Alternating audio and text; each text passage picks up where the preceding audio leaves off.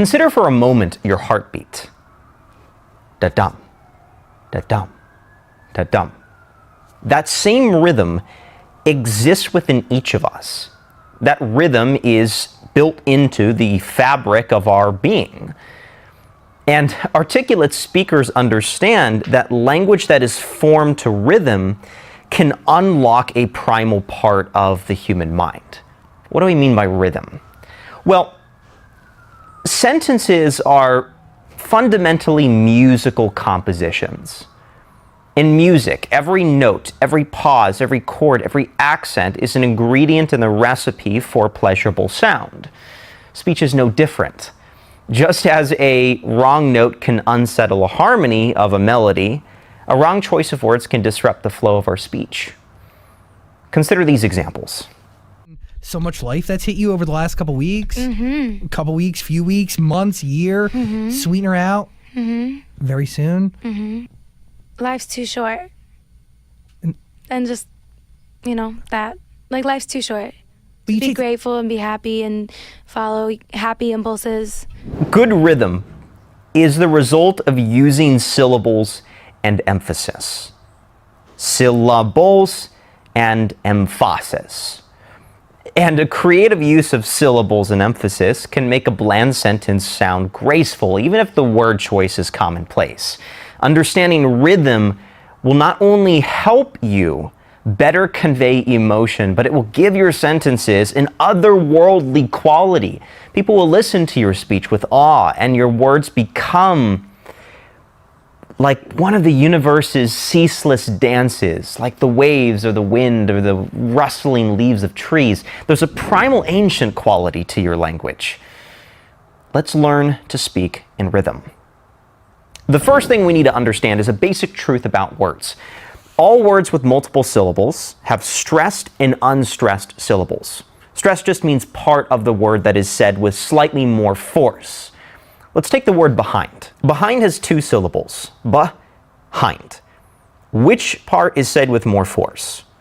If you say it out loud, the second half is said with more emphasis, behind. We don't say behind, we say behind. Let's put a slash above the stressed mark. This is usually called an accent mark or a stress mark. The unstressed part of the word has a U above it, unstressed. But what happens if we switch the stress mark to the beginning of the word? Well, we get, as we discovered earlier, behind. To provide another example, consider the word contest. If we switch the stress mark, we get contest. Object becomes object.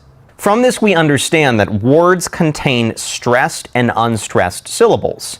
If you put the stress on the wrong syllable, it becomes ridiculous. This is the rhythm of words. This is the rhythm of words. Every time we talk, we string together stressed and unstressed syllables without even thinking about it. Powerful speakers understand this language beneath language. Every time we talk, there's a second layer that underscores our word choice. And this can bubble up and flavor our words with personality and emotion if we allow it to. The magic begins to happen when we understand that we can combine stressed and unstressed syllables in distinct ways, and certain combinations sound more pleasing than others. Let's take a casual sentence like, I dropped my phone and cracked the screen today. Something you might hear recreationally said.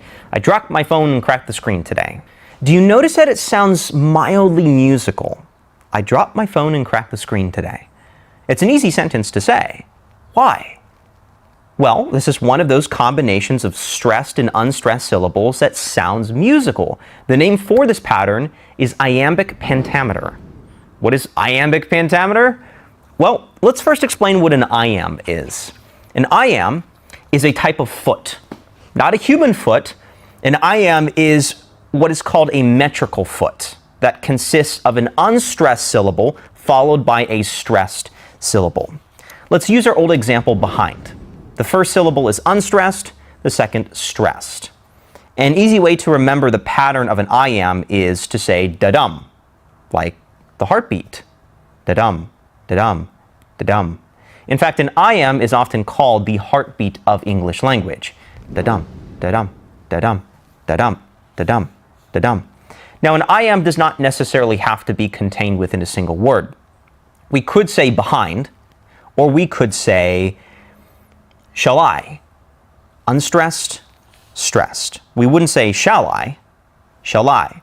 These two words are from one of the most common examples used to illustrate iambs, which is the opening line of Shakespeare's Sonnet 18.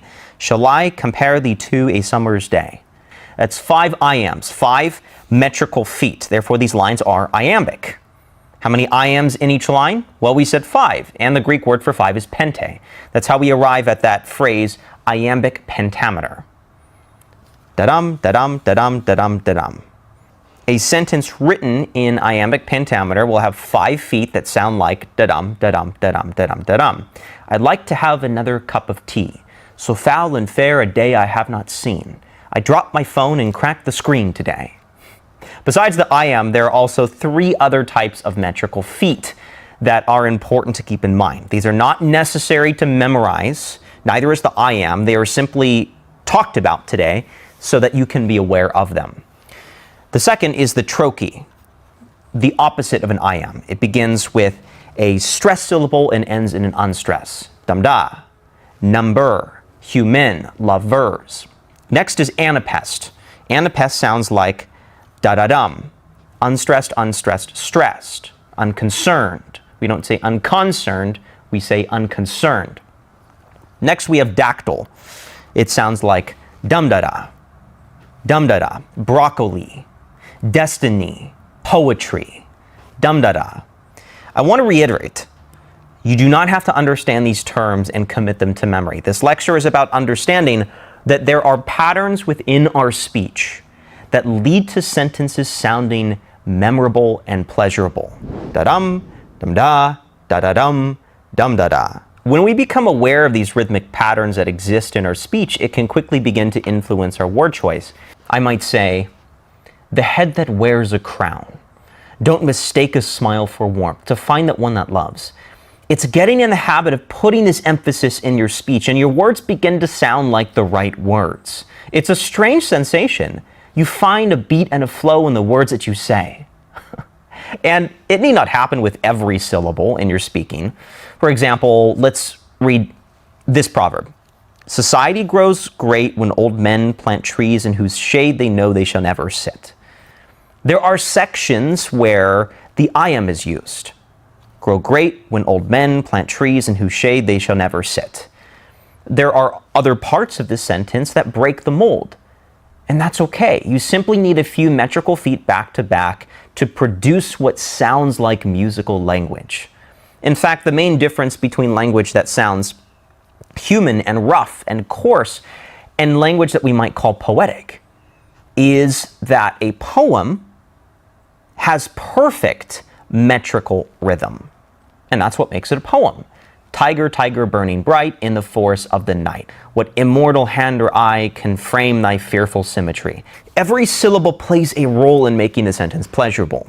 Our recreational communication isn't so dialed in. Nor should it be. When we speak, we don't speak with great flow. We stop, we start, we stutter, we hesitate, and that's our natural output, and that's okay.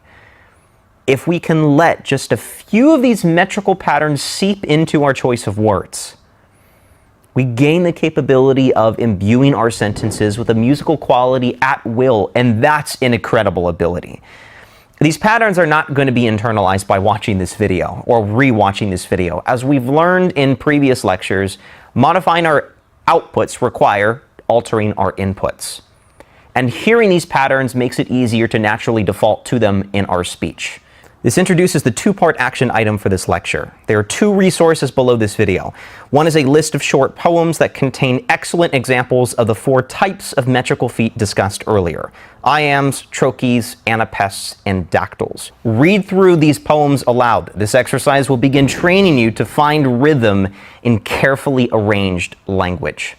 Secondly, I've created a video compilation of some of the most powerful lines delivered in films. Many of these quotes are powerful, not because of some marvelous word choice, but because of the rhythm in which they are delivered. For example, Gandalf's famous quote, "All we have to do is decide what to do with the time that is given to us." Listen for those stretches of rhythm and repeat the line after hearing it. you'll find that the lines that have rhythm are the most easily remembered. This practice will provide a good rhythmical bedrock so that you're not left to infuse the sentences with your own interpretation as we might when we're reading something aloud from a page. Good rhythm is about the subtle, delicate emphasis of certain syllables, and we learn this through listening and repeating. And very soon, you and others will begin to hear and feel that heartbeat in your words.